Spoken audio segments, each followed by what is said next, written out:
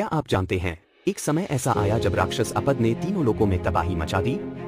उसे स्वयं ब्रह्मा जी का वरदान प्राप्त था, जिससे उसे कोई हरा नहीं सकता था। घबराए देवता भगवान शिव के पास पहुंचे। शिवजी ने क्रोधित होकर अपनी तीसरी आंख से एक दिव्य अग्नि प्रकट की। देवताओं की शक्तियां उसमें समाहित हुईं और उस अग्नि से प्रकट हुआ एक रहस्यमय बालक वुक पेरोव। केवल 5 वर्ष का यह बालक समय और ब्रह्मांड का प्रतीक था। अपद के अमरत्व को चुनौती देते हुए वुक ने समय चक्र को रोक दिया और राक्षस को टुकड़े टुकड़े कर ब्रह्मांड को विनाश से बचा लिया। शिव जी की इस दिव्य शक्ति ने संपूर्ण सृष्टि में